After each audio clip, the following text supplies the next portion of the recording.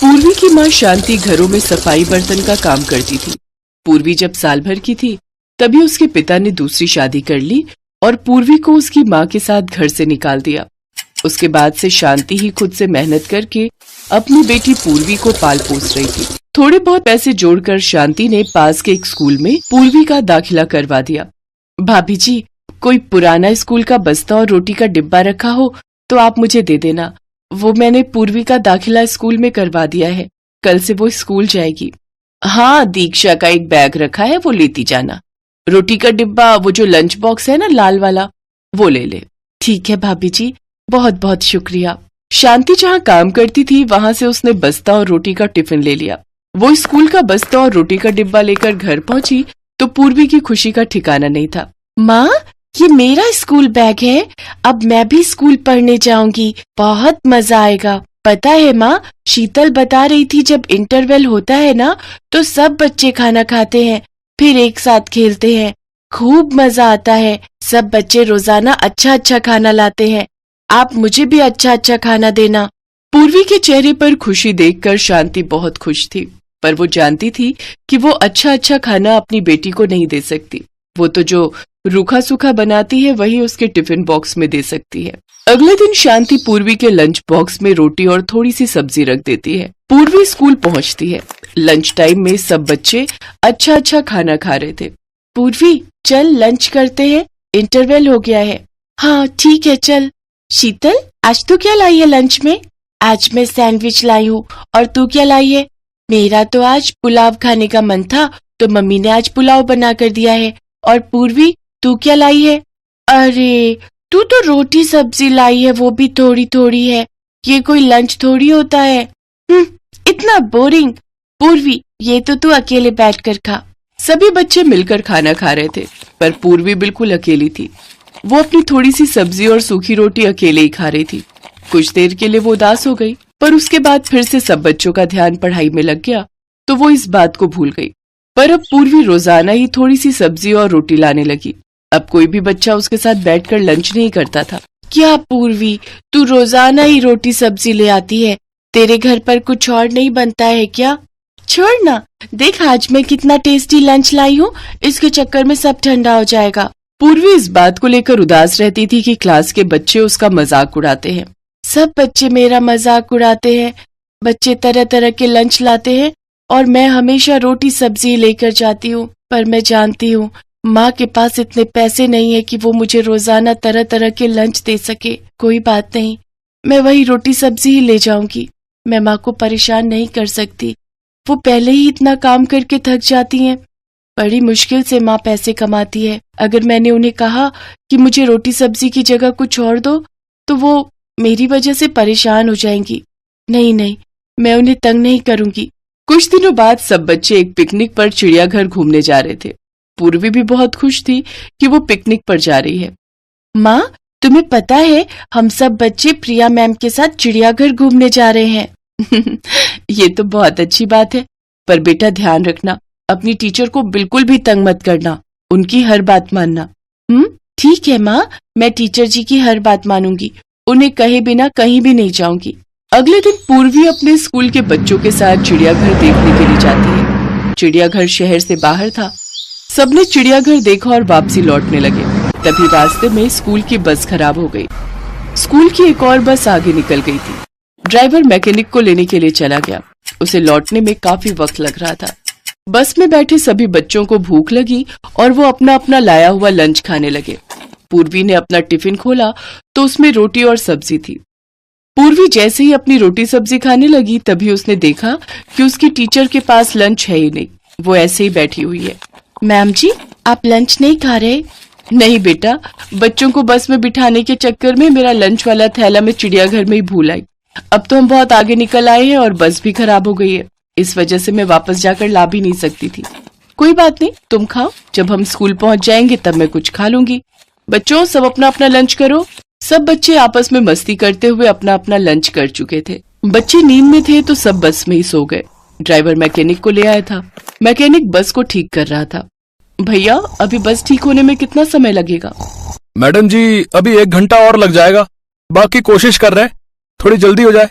अगर 1 घंटा ठीक होने में लगा तो हमें स्कूल पहुंचते पहुंचते 2 घंटे तो मानकर चलो शाम के 7 बज ही जाएंगे।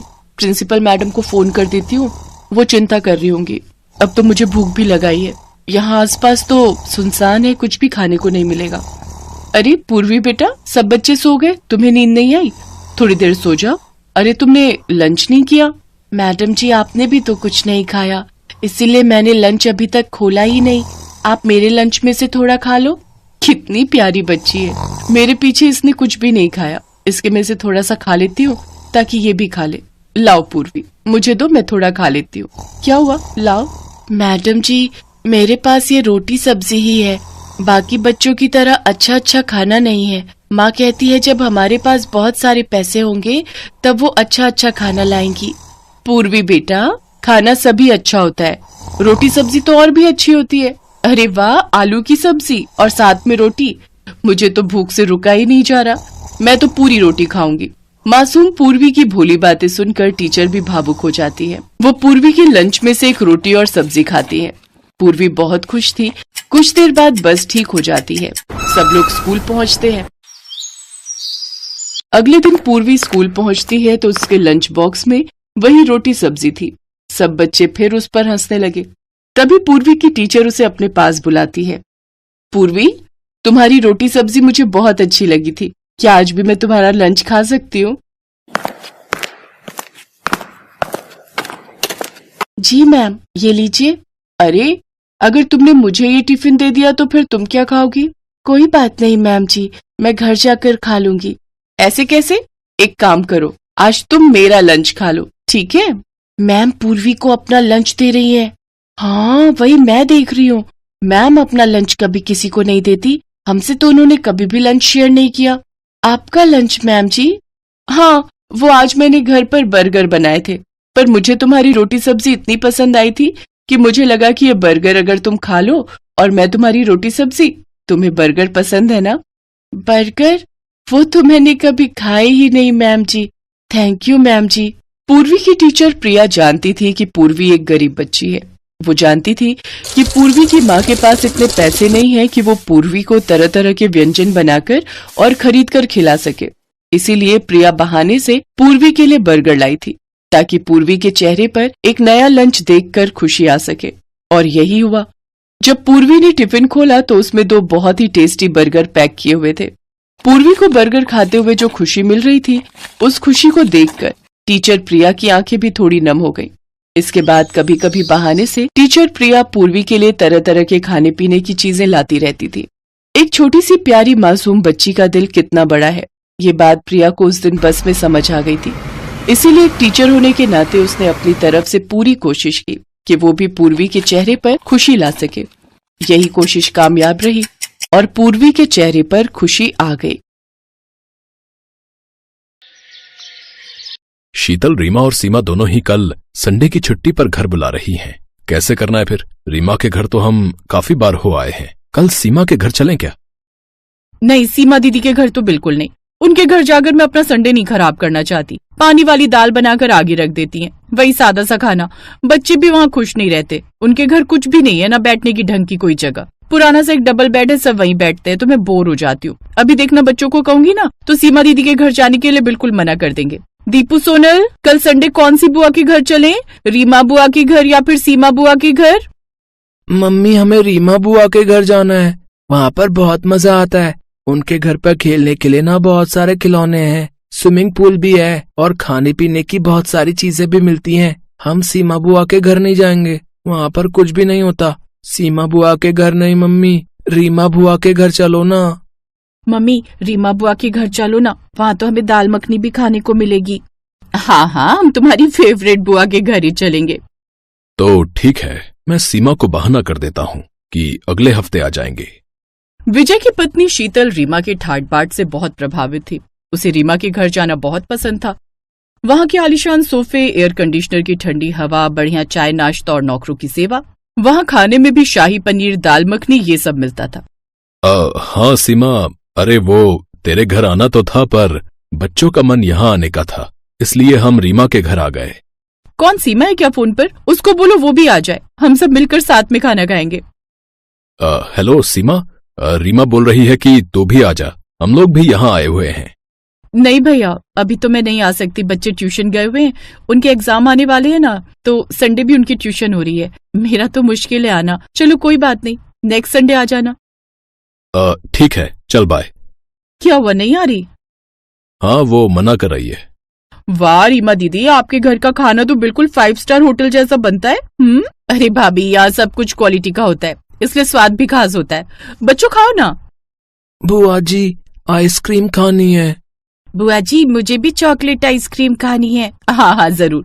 जतिन बेटा, वो आपके पापा जो चॉकलेट आइसक्रीम लाए थे वो अपने भाई बहन को खिलाओ। खाने के बाद रीमा ने विजय और शीतल को महंगे ड्राई फ्रूट्स और चॉकलेट का एक डिब्बा दिया।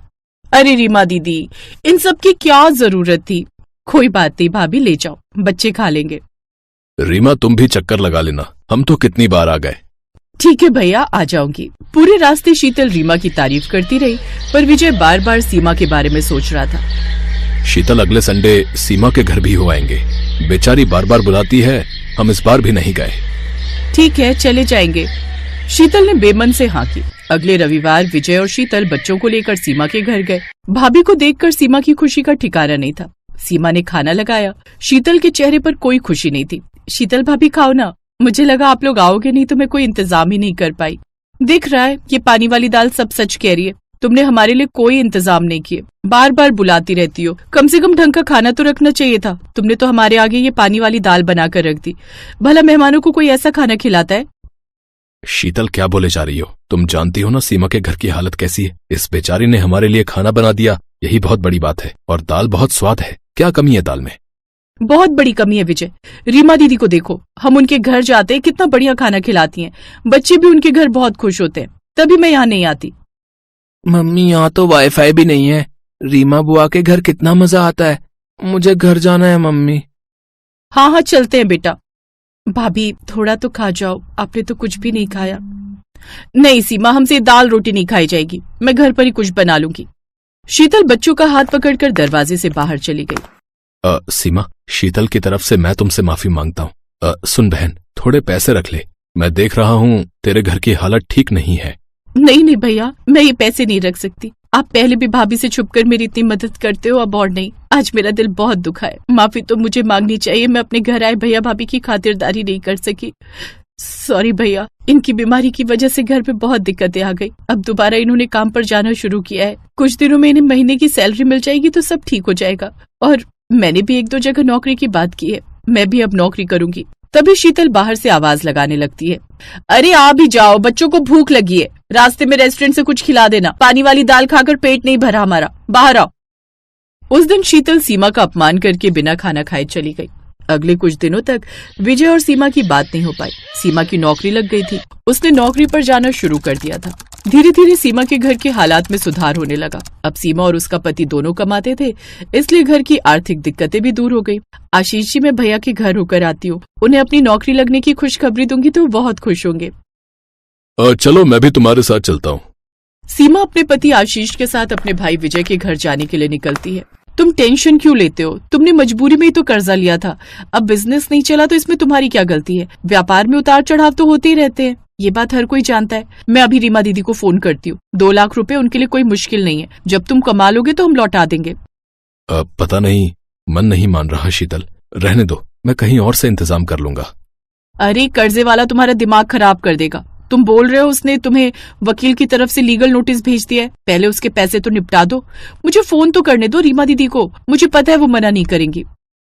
इधर सीमा रास्ते में थी, उधर शीतल रीमा को फोन मिलाती है, पर पैसे देने की बात सुनकर रीमा बहाने बनाने लगती है। उस दिन शीतल को रीमा के दिखावे की सच्चाई पता चलती है। अरे भाभी, आप मुझे पहले बताते, विकास जी घर पर नहीं है, अपने काम से बाहर गए, और वो बोल रहे थे कि आजकल बिजनेस ठीक नहीं चल रहा तो पैसों की तंगी है। अगर मैंने उनसे अचानक से इतने पैसे मांगे और उन्होंने मना कर दिया तो मुझे अच्छा नहीं लगेगा। वो पहले ही परेशान है, मैं आपकी कोई मदद नहीं कर पाऊंगी भाभी। वैसे कोई टेंशन नहीं है, आप मेरे घर आओ, खाओ पियो, बच्चों को मेरे घर भेज दो। 1000-2 हजार की बात है तो वो मेरे पास रखे है, वो दे देती हूँ मैं, पर 2 लाख तो मुश्किल है। रीमा ने शीतल का फोन काट दिया। शीतल को अंदाजा भी नहीं था कि रीमा उसके साथ ऐसा बर्ताव करेगी। विजय समझ गया कि रीमा ने पैसों की मदद देने के लिए मना कर दिया है। आज पैसों के आगे उसका सगा भाई कुछ नहीं था। तभी सीमा और आशीष आ जाते हैं। सीमा ने शीतल और विजय की बातें सुन ली।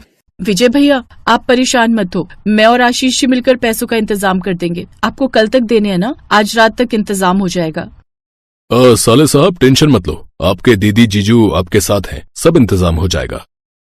Thank you Seema, thank you जीजू। उसी रात सीमा और आशीष ने जैसे तैसे करके 2 लाख रुपए का इंतजाम कर लिया। शीतल को सच्चे रिश्तों की पहचान उस दिन के बाद ही हुई। उसे समझ आ गया कि सच्चे रिश्ते वही होते हैं जो मुसीबत में काम आते हैं। शीतल सीमा से अपने बुरे व्यवहार के लिए माफी मांगती है। विजय की आंखों में भी आंसू आ जाते हैं। आज उसकी वही बहन उसके साथ खड़ी थी जो दिल से अमीर थी।